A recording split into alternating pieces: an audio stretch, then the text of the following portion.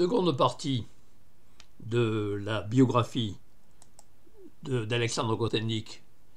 20 ans, pendant 20 ans, de 20 à 40 ans, génie mathématique, puis de 40 ans à sa mort, ennemi de la science, et donc précurseur de l'écologie politique en France, la remise en question du progrès. Maintenant, deuxième partie, le génie, c'est-à-dire de 20 à 40 ans, en gros.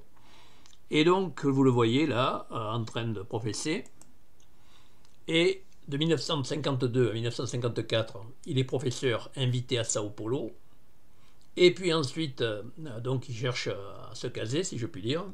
Ensuite, de 1955, il va faire un tour à l'université du Kansas et de Chicago. Il est tellement doué en langue qu'il en pratique couramment 4.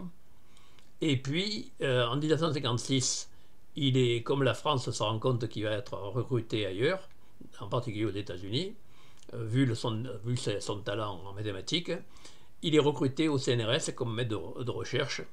Et donc là, il trouve un point de chute.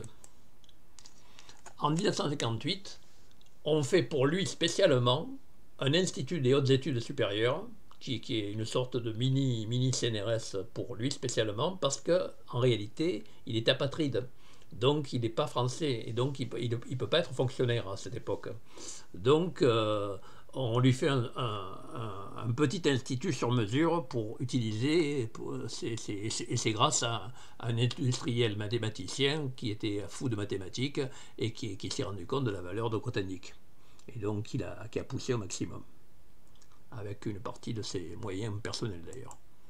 Et puis ensuite, en 1966, il obtient la médaille Fields. Alors la médaille Fields, qu'est-ce que c'est? C'est l'équivalent un peu d'un prix Nobel de mathématiques. Il n'y a pas de prix Nobel en mathématiques, donc c'est la médaille Fields. Mais il est tellement anticonformiste et anti-pouvoir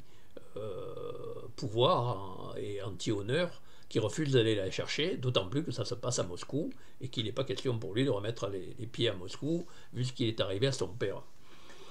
Et donc en 1970, il décide de démissionner de cet institut qui est fait sur mesure pour lui. Pourquoi? Parce qu'il se rend compte qu'il y a une partie des crédits de cet institut qui sont attribués par l'armée. Très peu, hein, quelques pourcents, mais ça suffit. Et comme c'est un gars qui ne fait pas les choses à moitié, il démissionne.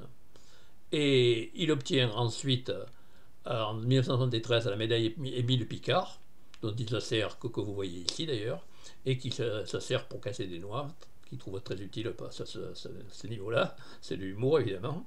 Et en 1988, il obtient le prix Crawford avec 5 millions d'euros qu'il refuse. Donc vous voyez, c'est spécial. Donc, on se retrouve un génie qui, à 40 ans, a décidé d'arrêter la recherche en mathématiques.